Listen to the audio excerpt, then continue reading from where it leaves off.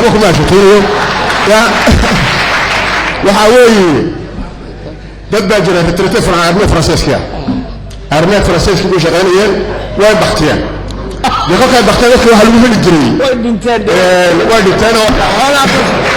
وين الثاني واحد من الجري ودوسيك عاد بالشباب اللي يتم بالورد إما هو حل ويدي عاد النصاص واحد كده تمجريانه كوده لا تمنيه قالوا هيرا وإما كفامي قال ولا عكت رميس كوت الله لا عكت لك على كلام باجر ده أنا كنت مع العكت حكم لا رميس البريميرس ولين سو دبي ودعوا بمدة شيء أنا سيد قد بيح الجيران نور شيء يعني يمكن يجي بعده هو مباب متقنا نصب ولا ده سا كل كعادات كبيس كبت على العكت واحد ليه هاي ما يركب عن طريق نسرة تريك والله سوى قريب نبحث فيه وقال الله نسوي يعني نبتي وقال الله ما قرأ هذا لسانسا أي ما أنا ميسي تكلاس ده حلوة حويه وأطوعني إيجار مات والمن بحطه أنا أروح أبدا يوم صحيح كعشان يوم كدوري ولا ملعب بكدوري أنا فلا بطل يكون أسيس كان لا نهاي من نفسها كترفزات كي واحد يريد مش قيسني وش كديني كتربيوت هو مش قيسني أفا شبت ضرب وافر سنة اللي يقدر يتهدى اللي هو كلمة ليه العكاس ورسدتك واحد اللي هي بقف كذا أفرق بعملنا ما تقول إيش اسمه كودي تاني أقول مستعجل دون نحس بدروا السلام عليكم ورحمة الله وبركاته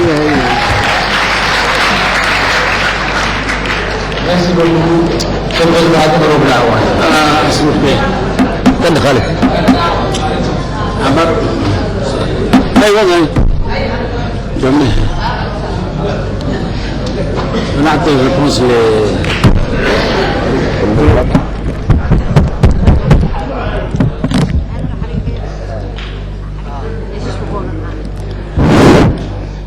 Monsieur le Président de la République, Monsieur le Premier ministre,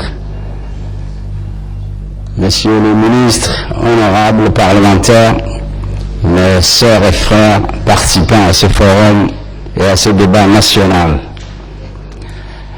Je voudrais survoler ou dire quelques points, quelques réflexions sur un point qui intéresse certainement les Djiboutiens, c'est l'existence des bases militaires sur notre sol. D'abord, je voudrais remercier ou féliciter le ministre des Affaires étrangères pour son exposé ô combien exhaustif et clair. Je le félicite. Je dirais qu'il y a d'abord la base de l'hyperpuissance américaine sur notre sol. Ce pays est venu après le 11 septembre, lorsque il y a eu des attentats à New York. Ce pays est venu voir notre pays en disant « Je suis en guerre, vous êtes dans une position très stratégique dans cette région, voulez-vous abriter une base militaire ?» Notre pays avait répondu « Oui, il n'y a pas de problème ». Alors ce qui est étonnant, c'est que cette base militaire existe depuis plusieurs années et que nous, notre pays a un problème grave. C'est l'agression d'un pays voisin qui se dénomme l'Érythrée. Je me demande pourquoi cette base de l'hyperpuissance américaine croise les bras et ne bouge pas du tout. Elle est dans une léthargie. Je ne crois pas que notre diplomatie a connu des défauts. Alors moi je lance un appel, puisque ce forum est écouté et vu par l'ensemble de la population djiboutienne. Alors moi je demande à la base, à l'hyperpuissance américaine de nous dire si les Américains sont amis ou pas. Parce que quand on est amis, on porte secours à cet ami. Et cette hyperpuissance, quand elle le veut, elle ne s'embarrasse pas d'éthique diplomatique ou politique. On se rappelle le cas de Grenade, de Panama.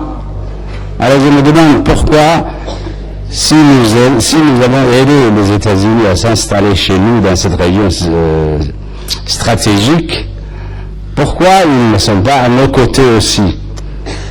Nous ne leur demandons pas de prendre les armes et d'aller mettre en prison à ces dirigeants quelque peu spéciaux de l'Érythrée, mais il y a d'autres moyens de nous aider en nous apportant des armes, en nous apportant d'autres matériels, etc.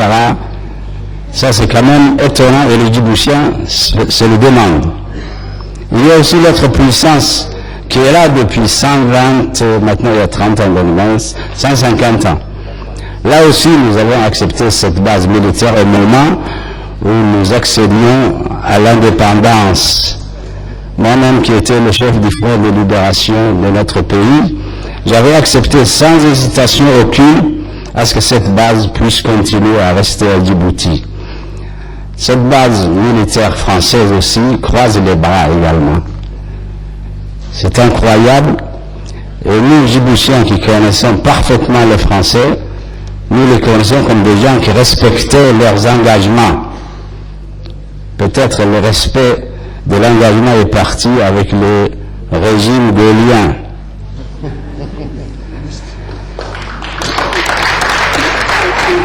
Alors moi, je dis à la superpuissance américaine, ils ont combattu, ils disent qu'ils combattent le terrorisme, mais nous aussi, nous sommes en quelque sorte victimes de terrorisme d'État.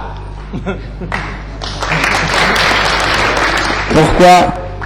C'est un terrorisme d'État que l'Érythrée a entrepris chez nous, parce qu'il n'y a aucune raison valable qui justifie son agression.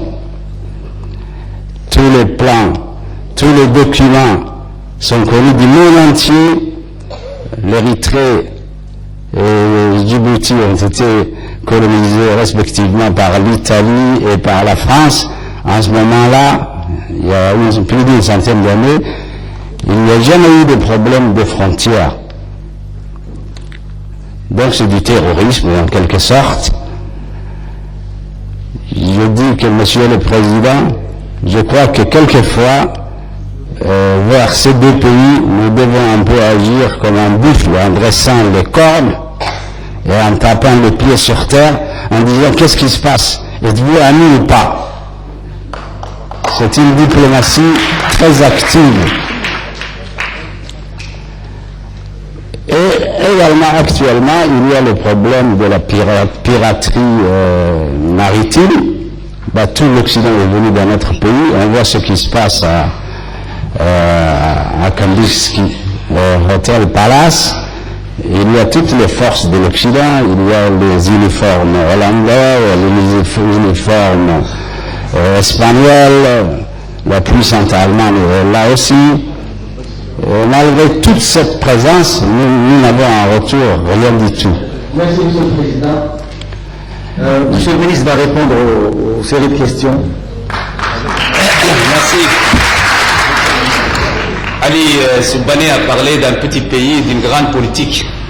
Merci, c'est le président de la République qui est l'architecte de cette politique, donc tout le mérite lui en revient. L'évaluation par les pairs, je crois que c'est un exercice africain auquel se sont soumis une dizaine de pays, et dans la liste nous avons une trentaine de pays.